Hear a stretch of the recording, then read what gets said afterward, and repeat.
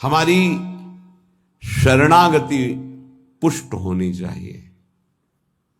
शरणागति पुष्ट होने के लिए सबसे पहला लक्षण है दैन्यता। जो जितना झुकता है वो उतना महान होता है। झुकने वाला ऐसा नहीं कि जिसके प्रति झुक रहा है वो महान है, ऐसा नहीं।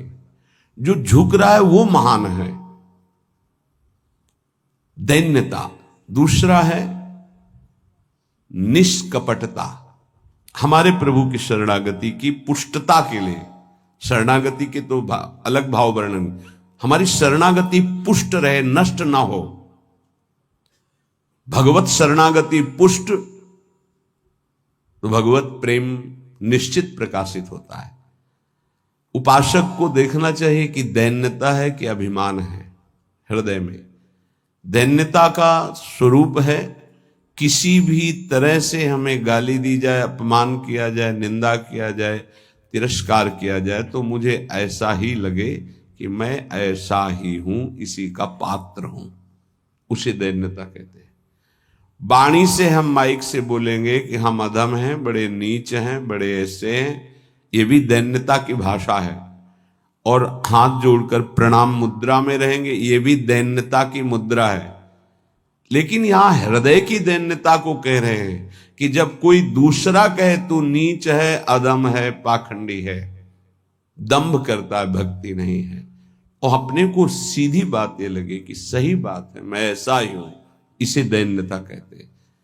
शरणागति हमारी जो विक्षिप्त हो जाती है, जो दोषयुक्त हो जाती है, जो पूर्ण नहीं हो पाती शरणागति, उसका कारण देहाभिमान, उसका कारण गुणाभिमान, साधनाभिमान, इनमें से कोई न कोई अभिमान होता है। इसलिए कह रहे सबसे पहला लक्षण बाबा की विचार में दैन्यता, और ये बहुत प्रिय है दैन्यता भगवान को।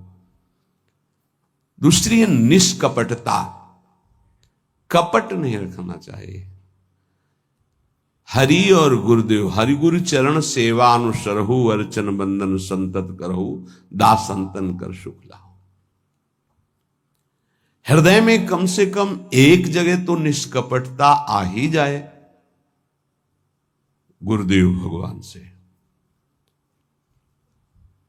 पर ये बहुत छलिया मन है, ये सर्वज्ञ प्रभु से भी छल करना चाहता है, बहुत छलिया है। अगर हमारी शरणागति का अपहरण कोई करता है तो अभिमान और कपट। दूसरा जब निष्कपटता है तो कपट अगर है तो हमारी शरणागति ढक जाएगी। मोहि कपट छल छिद्र न भावा, मेरे प्रभु कह रहे हैं। यही दरबार दीन को आदर, पक्की बात। पहला है दैन्यता, दूसरा है निष्कपटता। शरणागत उपासक के हृदय में कपट नहीं। कपट का मतलब होता है कि मुख से कुछ और बोल रहे हैं और हृदय में कुछ और है। ये कपट प्रायः अपने लोग बहुत अच्छी तरह हृदय में सजा के रखते हैं, इसीलिए शरणागति पुष्ट नहीं होती।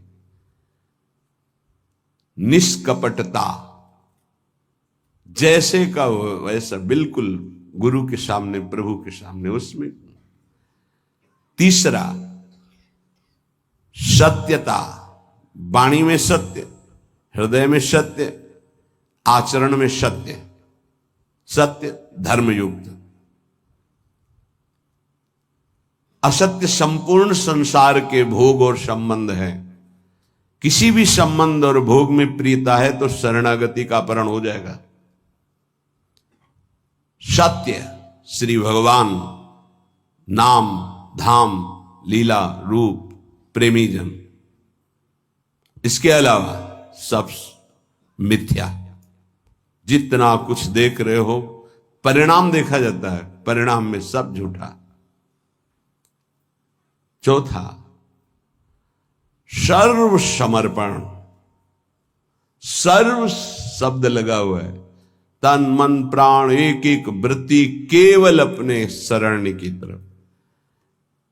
यहां सर्व समर्पण नहीं होता, समर्पण होता है पर सर्व समर्पण नहीं होता। सर्व समर्पण कुछ हमारी पर्सनल वृत्तियां हैं, कुछ हमारी शर्तें हैं, कुछ हमारा है, तो सर्व समर्पण नहीं। सर्व समर्पण दशरथ जी महाराज के श्रीमुख के वचन, नाथ सकल संपदा तुम्हारी, मैं सेवक समेत सुत नारी, सर्वस्व आपका प्रभु। जहां कहीं शरणागति पुष्ट पाई गई तो सर्व समर्पण वाले की, वो चाहे राजा ही क्यों न हो, महाराज शिवाजी, वीर शिवाजी, समर्थ गुरु रामदास जी, सर्व समर्पण, पीपा जी सर्व समर्पण। कैसा शरणागति पुष्टता का ये लक्षण, सर्व समर्पण। पीपा जी महाराज राजभाव में अपने सब राजवैभव के साथ गुरुदेव श्री रामानंदाचार्य जी के, तो वहां तो पार्षद खड़े रहते थे, सहज में ऐसे थोड़ी मिल सकते हैं आप जाके। प्रार्थना की, कह दो कि महाराज पीपा जी आए हैं और स्वामी जी के चरणों के दर्शन करना चाहते हैं, जाके सूचना दी, वह जाके कह दो कि हाँ राजा महाराजाओं की कोई आवश्यकता नहीं। स्वामी जी साक्षात भगवान का स्वरूप रामानंदाचार्य जी आए और उनका महाराज का आदेश है कि हाँ किसी राजा महाराजा की जरूरत नहीं। तो उनको लगा मेरे से कोई गलती हो गई। अच्छा, समस्त राज सैनिकों को, राज पोशाक को, सब, और एक साधारण को कहा कह दीजिए कि नीच पीपा दर्शन करना चाहता है श्री चरणों के। अधम पीपा स्वामी जी से कहा, स्वामी जी ने कहा कह दो यहां खड़े खड़े क्या करता है, और समीप में कुआं है वहां गिर जाए। आए और कहा आदेश है स्वामी जी का, वो समीप में कुआं है वहां आप जाकर के गिर जाइए कुएं में। जो आज्ञा। स्वामी जी बिल्कुल नजदीक पहुंच रहे कुएं के। स्वामी जी बिल्कुल अब पहुंच गए हैं, अगला कदम रोक दो, रुक जाओ, वापस आ जाओ। स्वामी जी निकल के आए, दर्शन दिया, जाओ हम स्वयं आएंगे तुम्हारे नगर में, फिर तुम्हें मंत्र और विरक्तता सब प्रदान कर। महापुरुष बना दिया। पीपा जी का पावन चरित्र है, सर्व समर्पण, प्राण समर्पित है, कुएं में गिर जा, मतलब तन प्राण सर्व। पहले में राज धन वैभव, बड़ा शरणागति का महामहिम स्वरूप है। ये समर्पणता तो हम दिखाते हैं, लेकिन सर्व समर्पणता नहीं। कुछ अपना है, कुछ आपकी बात मान लेते हैं, इसीलिए वो खिचड़ी बनी रहती, शरणागति नहीं हो पाती। जब उपासक के हृदय में अपना अस्तित्व रहता है तो उसको भक्ति नौटंकी नाटक नजर आती है। अपनी वासना की पूर्ति, अपनी इच्छा की पूर्ति के लिए वो भगवान की उपासना को नाटक समझने लगता है। अगर अपनी वासना, अपनी इच्छा, इसका त्याग कर दिया जाए तो भक्ति का परिचय मिलता है। प्रायः बड़े बड़े महाभागवतों के घर वाले ही, परिवार वाले ही उनको नहीं समझ पाए और उनका तिरस्कार करें। इस बात के लिए वो जैसा चाहते हैं वैसा आप चलिए, उनको जितना पसंद है आप कीजिए। जैसे कुछ भक्तों को कि हमको पूरी रज लगाना पसंद नहीं, बस हल्का सा तिलक लगा लीजिए, क्योंकि आपने गुरुमंत्र लिया इसलिए तिलक लगा लीजिए। ये जरूरी है पूरा मुंह में थोपना, क्योंकि तुम्हारी दृष्टि नहीं है ना, तुम रज पसंद नहीं करते, गाल गोरे पसंद करते हो। ये पसंद कर, ये चमड़ी कब तक रहेगी, नष्ट हो जाएगी, न तुम्हारी रहेगी ना जिसकी देख रहे हो उसकी रहेगी। पतन हो जाएगा। जिन जिन भक्तों का विरोध किया उनका पतन हो गया।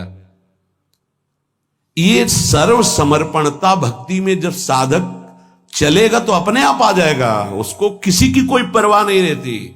अपनी भक्ति में कहीं वो आंच नहीं आने देगा। जीवन की बाजी लगा दी है, अनंत जन्मों से बिगड़ी बात को बनाने चले हैं। तो हम ये देखते हैं कि देवता परिवार वालों की बुद्धि में बैठ करके उसको शरणागति से भ्रष्ट करना चाहते हैं। बस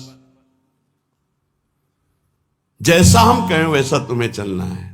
अब भी तुम अपना अधिकार रखते हो, भगवान की कृपा मनाओ कि अभी तुमको कुछ मान रहे हैं इसलिए सुन रहे हैं वो भक्तजन, और ना माने केवल प्रभु को माने तो रत्नावती जी ने मूड मुड़ा लिया और खिलाफत में बैठ गई उनकी आज्ञा के खिलाफ। राजन्नाज से त्यागती हूं, इस महल में प्रवेश नहीं करूंगी, केवल श्री भगवान का आश्रय लेकर संतों के बीच में रहूंगी। जो बिगाड़ना है बिगाड़ लीजिए। आखिरकार साष्टांग दंडवत और चरणों में गिरना पड़ा पूरे चरित्र के बाद। तो बहादुरी तो तुम्हारी इसी बात की है कि अपने प्रभु के चरणारविंद में आपने अपने अपनापन का दान कर दिया। अब प्रश्न नहीं खड़ा होता, तुम साधना का स्वरूप क्या जानते हो? अरे चित्त प्रभु में लगा है, पूरा दिन हो गया उठे ही नहीं आसन से। भगवदाकार वृत्ति है आसपास सब। बड़े सिद्ध महापुरुष की बात कह रहे हैं, पूज्य श्री श्रीधर बाबा। इतनी रज होगी पूरे सिंहासन में, इतनी ऊंचाई से, क्योंकि परिक्रमा नजदीक काली दे के। अब उनको शरीर की शुद्ध नहीं तो कब वो रज पूछे। मच्छरदानी लगी थी, मच्छर क्या पूरा हाथ चला जाए, और 10-5 छिपकली उस मच्छरदानी में चिपकी रहती थी। बस ऐसे घुस गए अंदर, बस पूरा कमरा कहीं जाला, कहीं ये कहीं वो। जब बाबा इसे साफ, अरे नहीं भाई चलो तुम बाहर ऐसे रहने। जहां उनकी स्थिति है, कभी कभी ऐसी स्थिति देखी है कि जो वाणी से नहीं बोल सकते, ऐसी अनिर्वचनीय स्थिति। आंखों से अश्रुधारा, शरीर कांप रहा सैया पे, छूने की हिम्मत नहीं, चरण चापने गए, होश ही नहीं बाबा को, ओठ फड़फड़ा रहे हैं। कैसी भगवदाकार एकदम स्थिति। जब उपासक चित्त प्रभु से जोड़ेगा तो ये सब अच्छा नहीं लगता।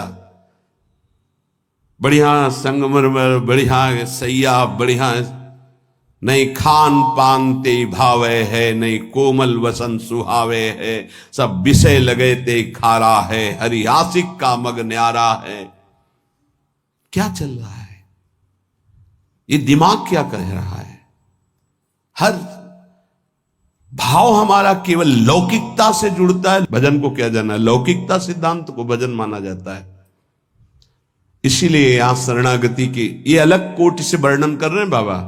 नहीं, नवधा भक्ति का जो वर्णन होता है ना, उसमें श्रवणम कीर्तनम स्मरणम, शरणागति को बचाने की बात, पुष्ट करने की बात, पूर्णता की बात। 5वां सर्वाधारता। कोई भी हो, सबका आधार भक्त बन जाता है, घोर विषयी को भी रास्ता दे देता है। चलो ऐसे चलो भगवान के मार्ग में। सच्ची कहते हैं, कोई अगर भक्तों के हृदय को जान जाए तो लूट ले, माला माल हो जाए, पर वो भगवान ऐसी सीमा रखते हैं कि तुम जान ही नहीं सकते हो। जैसे कोई फिसल के गिर गया है तो आप खड़े होके नहीं उठा सकते हो, फिसल के गिरने वाले की गिरने की स्थिति में पहुंचना पड़ा। वैसे ही झुक के, वैसे ही गिर के, फिर उसे उठा करके फिर खड़ा किया गया। जितनी स्थिति में वो गिरा हुआ उसी स्थिति में पहुंचकर उठा। उसको क्या जरूरत है झुकने की? जिसने अपने जीवन में कभी भोगों को, विषयों को, संसार को, गृहस्थ को स्वीकार ही नहीं किया, वो तुम्हारे बीच में घुसकर तुम्हें पकड़कर जहां तुम हो वैसी स्थिति से उठाकर ऊपर खड़ा कर रहा है। अगर तुम सही उपासक होते तो दृष्टि मात्र से तुम्हारा उद्धार हो जाता, लेकिन तुम उस बात को नहीं समझते हो। इसलिए ये सब व्यवहार अपनी स्थिति से उतरकर और झुककर तुम्हारे समान बनकर तुमको उठाया जाता है। सर्वाधारता उस नहीं समझ पाओगे, नहीं समझ पाओगे। काम से, स्नेह से, भय से, क्रोध से, द्वेष से, किसी भी तरह से वो जुड़ जाए केवल तुम्हारी वृत्ति उनसे, वो संभाल करके उठा करके सच्चिदानंद में जोड़ देंगे। चाहे भगवान से जुड़े या भगवत प्राप्त महात्मा से, भगवत प्रेमी से जुड़े, वहीं पहुंचा देंगे। नंग धड़ंग शराब पिए हुए गंगा जी में खड़े हैं, उपद्रव कर रहे हैं। नारद जी महाराज के सामने अभद्र स्वरूप में खड़े। ये पशुता तुम्हारे अंदर केवल धन वैभव के अभिमान से आई है। तुम कुबेर के पुत्र हो, ये हालत तुम्हारी। जाओ, मैं तुम्हें शाप देता हूं, तुम वृक्ष योनि को प्राप्त हो जाओ। लगा ना कि महात्मा बहुत कड़ुआ स्वभाव प्रकट कर दिए, बहुत करुणा कर दी। हालत क्या थी, पहुंचा कहां दिया। वृक्ष तो बनो पर नंदालय के। जाओ, तुम्हें सच्चिदानंद भगवान का दर्शन, संभाषण और स्पर्श प्राप्त हो, जो बड़ी बड़ी साधनाओं से नहीं प्राप्त होता। और नारद जी ने शाप दे के प्राप्त करा दिया। दामोदर गोविंद भगवान के उदर में बंधा हुआ उखल है, घसीटते हुए वहां जाते हैं, यमलार्जुन के बीच में फंसा देते हैं, मारते हैं अखिल शक्तियों के स्वामी। जरा सा झटका, उखड़कर दोनों वृक्ष गिर जाते हैं। उनसे दिव्य रूप धारण करके यही प्रकट होते हैं जो यमलार्जुन बने हुए थे। नलकुबर मणिग्रीव शायद ऐसा नाम है। भगवान का दर्शन, संभाषण, स्पर्श, साप दे दिया तो ये प्राप्त हुआ। विचार करके देखो, समझ में नहीं आता। जीव को समझ में नहीं आता कि हमारे ऊपर कितनी कृपा है। सर्वाधारता इस शरणागति की पुष्टता का लक्षण है। वो सबका आधार बन जाता है। जैसे हमारी सबकी आधार भूमि है, ऐसे वो भक्त बन जाता है। रखो मेरे ऊपर पैर, निकल जाओ भगवान की गोद में जाओ। वो इस उदारता को, इस कृपा को इस साधारण जन नहीं जानते, अवहेलना करते हैं। एक एक वृत्ति तुम्हारी संभालने के लिए हमारी श्री जी की भक्ति तैयार है। एक एक वृत्ति को तुम्हें रोना नहीं आया कि हमारे ऊपर कितनी कृपा है। बहुत कृपालु शरणागत जन होते श्री जी के। जैसे श्री जी का स्वभाव तो वही अंश में उतरता है उनके जनों में। सर्वाधारता, सबके लिए आधार भूमि बनने के लिए तैयार है। छठवां, पूर्ण विश्वास अपने इष्ट पर। जैसे राम काज के लिए लंका में प्रवेश कर रहे हैं हनुमान जी महाराज। घोर निशाचरी स्थिति है लंका में। अब एक महाभागवत तो बहुत, जे भी प्रवेश कर रहे हैं तो पहले श्री राम जी का स्मरण करके अपने हृदय में भगवान को देखकर हृदय में स्मृति बसा के प्रवेश करते हैं। क्या भाव?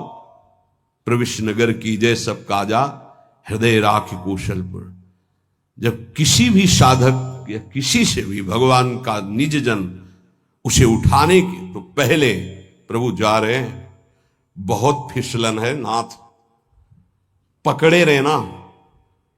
जैसे कोई डूब रहा है उसको निकालने जा रहा है, प्रयास करेगा, लेकिन वो जो डूब रहा है वो प्रयास करेगा उसको डुबोने का, क्योंकि वो सांस लेना चाहता है।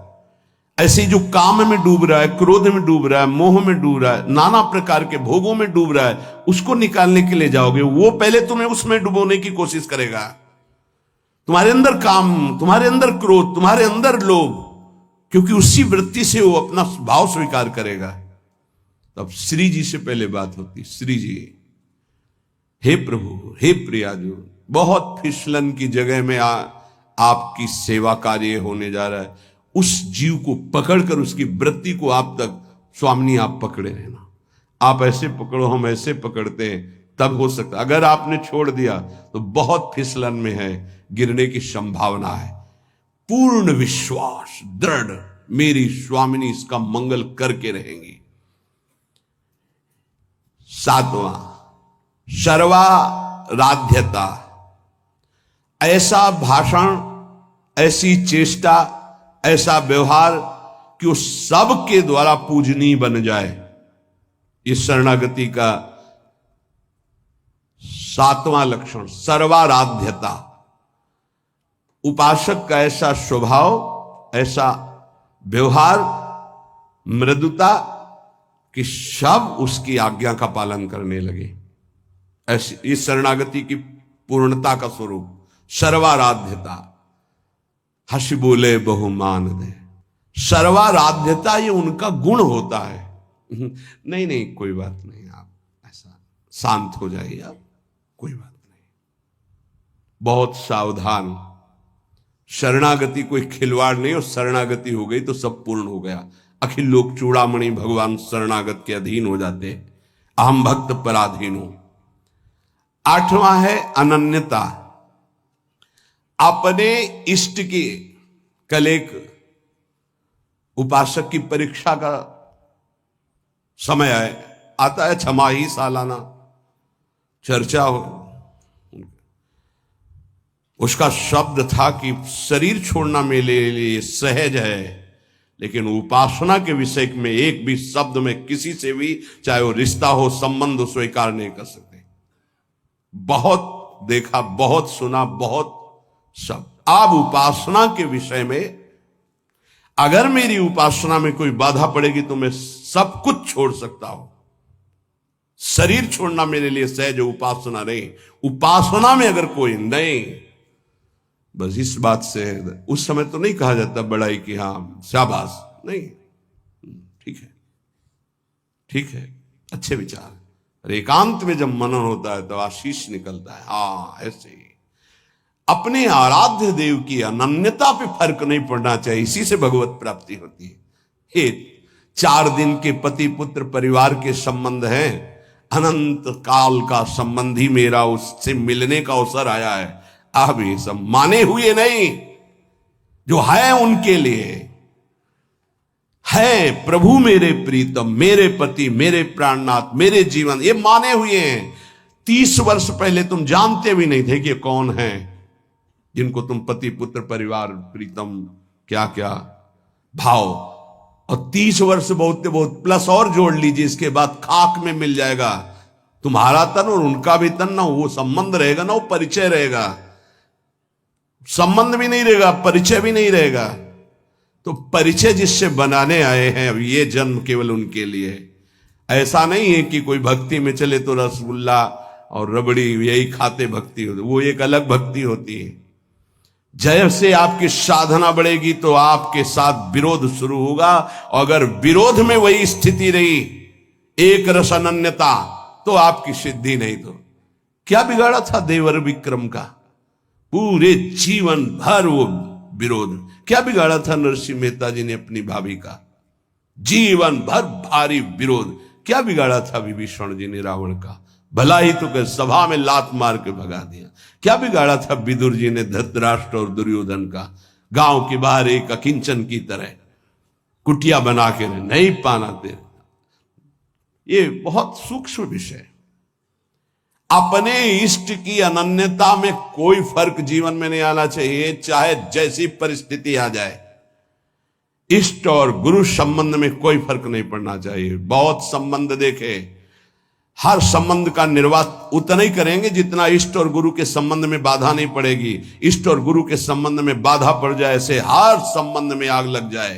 जाके प्रिय न राम वैदेही तजिए ताहि कोटि वैरिशम जद्यप परम सनेही। अगर अपने को समझता है कि मेरे द्वारा भरण पोषण होता है, जात से तेरा पानी भी नहीं पिएंगे, देखते हैं शरीर चलता है नहीं। निकल करके हम चौराहे पे बैठ जाते, देखते हैं विश्वंभर मुझे रखता है कि नहीं। वो अनंत ब्रह्मांडों का सृजन करने वाला एक क्षण में सब कुछ ठीक कर देगा। क्या चरित्र भक्तों के ऐसे ही मनोरंजन के लिए नहीं पड़े जाते? ये आदर्श है। महाजनों गतेन सा पंथा। रत्नावती जी के लिए मारने के लिए क्या उपाय नहीं किया माधव सिंह ने। मैं राजा हूं, मेरी ये रानी, और ऐसा उद्दंडता, मूड़ मुड़ा के संतों के बीच में बैठना। सीम की चाप सके को तासु बड़ रखवार रमापति जासु। भक्ति मार्ग में, भगवत मार्ग में यदि कदम रखा है तो अपने मार्ग नहीं छूटना चाहिए, चाहे प्राण छूट जाए। ये आखिरी बाजी है। ये सब छूटेंगे माने हुए पति पत्नी पुत्र परिवार भाई बंधु।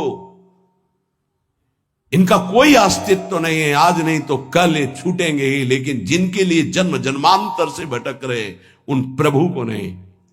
अगर तुम्हारी समझ में आ रही हो तो बात पकड़ लो। तजो पिता प्रहलाद विभीषण बंधु भरत महतारी गुरुबल तजो कंत ब्रज बनितन भे मुद मंगलकारी। स्वयं मंगल नहीं, सबका मंगल करने वाले वो महापुरुष बन गए जिन्होंने भगवान के आश्रय में मेरे कारण मेरे प्रभु श्री राम को 14 वर्ष का वनवास, मेरे को राजगद्दी, जा पापिनी आज से तेरा कभी मुख नहीं देखूंगा और कभी मां नहीं कहूंगा, भरत जी ने कहा। साष्टांग दंडवत पिताश्री कह के प्रहलाद जी बात करते थे हिरण्यकश्यप से। जिस समय भगवान के मार्ग का विरोध किया तो कहा, जा आज के बाद कभी पिता नहीं, दैत्यराज, ऐसे संबोधन। 5 वर्ष का बालक।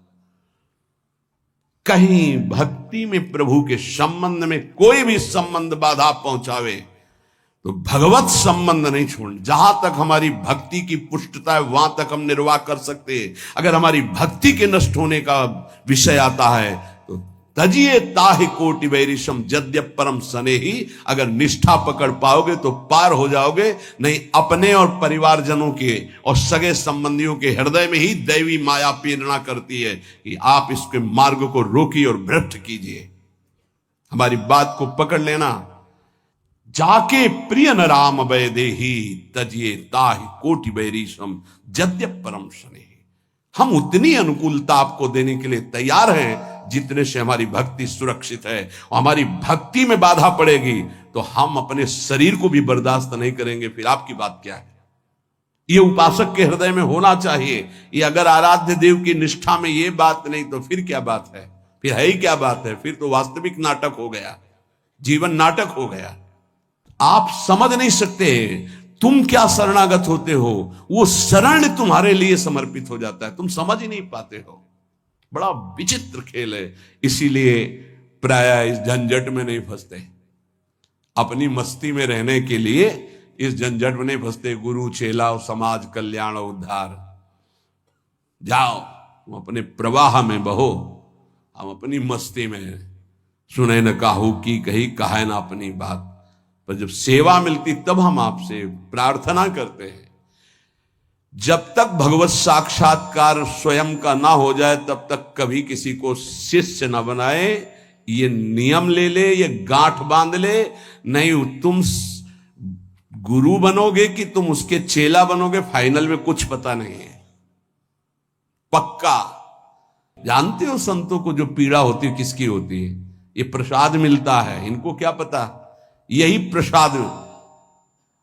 अगर आपको प्रमाण मानकर किसी ने प्रश्न किया और आपने उत्तर दिया और उसमें कोई गलती है तो उसका नर्क आपको भोगना पड़ेगा, दंड आपको भोगना पड़ेगा। आपने कह दिया जाओ सब कुछ माफ, वो पूरा हिसाब आपके ऊपर लागू होगा। ये कोई खिलवाड़ समझते हो? उत्तर दे देना कोई खिलवाड़? बातें बनाना उत्तर नहीं होता महाराज। आज तक जो कोई बात नहीं, तुम छोड़ो, राधा राधा जपो, आगे बढ़ो, वो हम देख लेंगे। ऐसे आया कैसे? जैसे महाप्रभु चैतन्य देव ऐसे करके गंगा जल में खड़े करके पाप ले रहे हैं, तो उन्हीं के चरण आश्रित हैं भक्तजन, उसी प्रेमावतार, उसी भगवत स्वरूपों के। आप क्या जानते हो इस रास्ते? जो आज तुम चैन से मुस्कुराकर बात करते हो तो तुम्हारे जीवन में कुछ ट्रांसफर हुआ है। तुम्हारा उधर और उधर का उधर। अगर जान जाओ तो रोते रहोगे कि हम पर कितनी कर, फिर भी हम उनकी अवहेलना करते हैं। सच्ची कहते हैं कि हमारी बड़ी दुर्दशा है हम लोगों की कि हम ऐसे गुरुजनों का, ऐसे कृपालु आराध्य देव की कृपा की अवहेलना करते हैं। वो कृपा पे कृपा करते जा रहे हैं, हम उनकी अवहेलना पे अवहेलना करते चले जा रहे हैं। वो समेट करके आपको इसी जन्म में भगवत प्राप्ति करना, आप फैलाकर अनेक जन्मों के लिए इतिहास रचना चाहते हैं। बड़ा विचित्र खेल, बहुत विचित्र खेल। इसीलिए जो चतुर सुजान होते हैं वो इस गुरु चेला के संबंध में नहीं फंसते।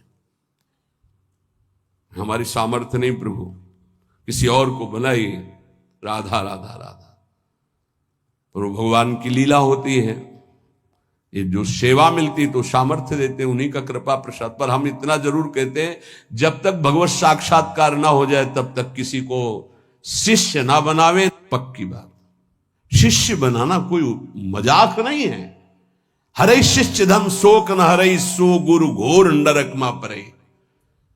जैसे किसी की बेटी सयानी हो जाए तो ब्याह के लिए पिता की चिंता बढ़ जाती है, चाहे वो जनक जी जैसे ही क्यों ना ज्ञानी हो। ऐसे ही शिष्य बनाने के बाद पूरा भार गुरु के ऊपर आ जाता है। इसका आचरण पवित्र हो, इसका जीवन श्री जी से मिले, इसका कैसे स्वभाव बदले, ये कैसे निष्काम बने।